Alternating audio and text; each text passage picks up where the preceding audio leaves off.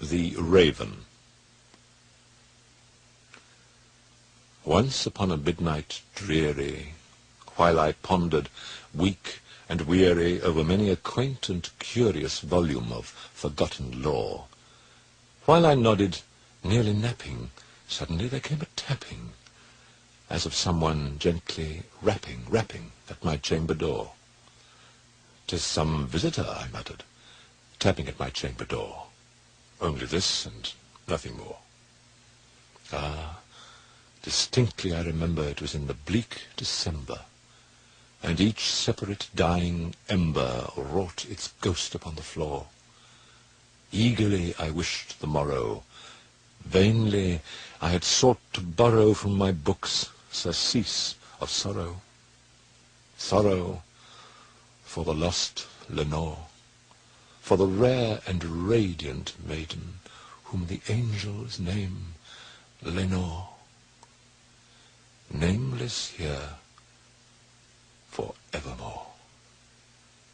And the silken, sad, uncertain rustling of each purple curtain thrilled me, filled me with fantastic terrors never felt before, so that now, to still the beating of my heart, I stood repeating, "'Tis some visitor entreating entrance at my chamber door, some late visitor entreating entrance at my chamber door. This it is, and nothing more." Presently my soul grew stronger. Hesitating then no longer, "Sir," said I, "or madam, truly your forgiveness I implore. But the fact is I was napping, and so gently you came rapping, and so faintly you came tapping at my chamber door, that I scarce was sure I heard you. Here I opened wide the door. Darkness there, and nothing more. Deep into that darkness peering, long I stood there, wondering, fearing, doubting, dreaming dreams no mortals ever dared to dream before. But the silence was unbroken, and the stillness gave no token, and the only word there spoken was the whispered word, "Lenore." This I whispered, and an echo murmured back the word, "Lenore." Merely this, and nothing more. Back into the chamber turning, all my soul within me burning, soon again I heard a tapping, something louder than before. "Surely," said I, "surely that is something at my window lattice. Let me see, then, what thereat is, and this mystery explore. Let my heart be still a moment, and this mystery explore. 'Tis the wind, and nothing more." Open here I flung the shutter, when, with many a flirt and flutter, in there stepped a stately raven of the saintly days of yore. Not the least obeisance made he, not a minute stopped or stayed he, but with mien of lord or lady, perched above my chamber door, perched upon a bust of Pallas, just above my chamber door, perched and sat, and nothing more.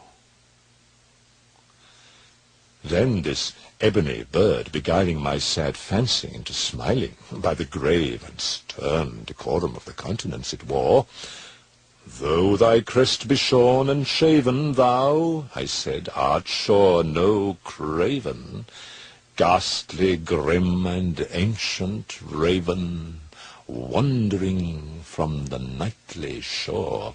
Tell me what thy lordly name is on the night's Plutonian shore." Quoth the raven, "Nevermore." Much I marvelled this ungainly fowl to hear discourse so plainly, though its answer little meaning, little relevancy bore, for we cannot help agreeing that no living human being ever yet was blessed with seeing bird above his chamber door, bird or beast, upon the sculptured bust above his chamber door, with such name as Nevermore.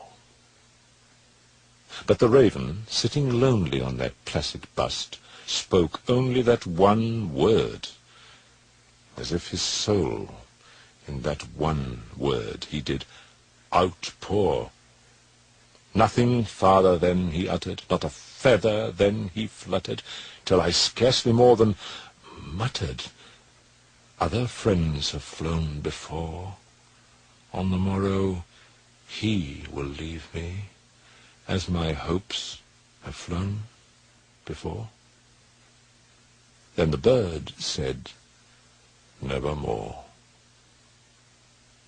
Startled at the stillness broken by reply so aptly spoken, "Doubtless," said I, "what it utters is its only stock and store, caught from some unhappy master, whom unmerciful disaster followed fast and followed faster, till his songs one burden bore, till the dirges of his hope that melancholy burden bore, of never, nevermore."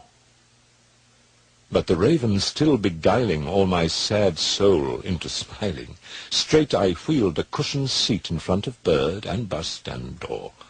Then upon the velvet sinking, I betook myself to linking fancy unto fancy, thinking what this ominous bird of yore, what this grim, ungainly, ghastly, gaunt, and ominous bird of yore meant in croaking, "Nevermore." This I sat engaged in guessing, but no syllable expressing to the fowl, whose fiery eyes now burned into my bosom's core. This and more I sat divining with my head at ease, reclining on the cushion's velvet lining that the lamplight gloated o'er, but whose velvet violet lining with the lamplight gloating o'er she shall press nevermore. Then methought the air grew denser, perfumed from an unseen censer swung by seraphim, whose footfalls tinkled on the tufted floor. "Wretch," I cried, "thy God hath lent thee, by these angels he hath sent thee respite and nepenthe from thy memories of Lenore.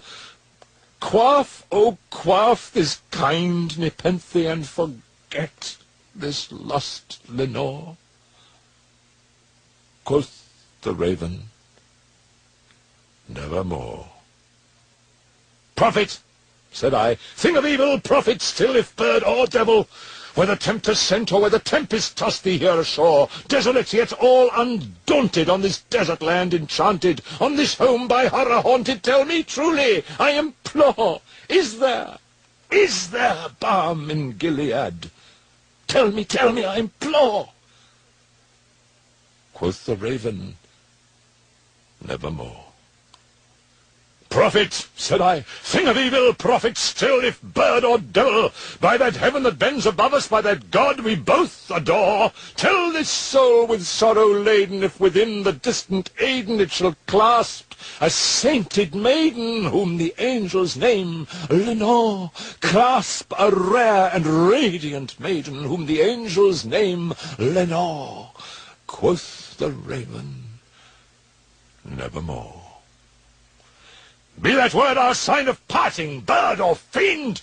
I shrieked, upstarting. "Get thee back into the tempest and the night's Plutonian shore! Leave no black plume as a token of that lie thy soul hath spoken! Leave my loneliness unbroken! Quit the bust above my door! Take thy beak from out my heart, and take thy form from off my door!" Quoth the raven, "Nevermore." And the raven, never flitting, still is sitting, on the pallid bust of Pallas just above my chamber door.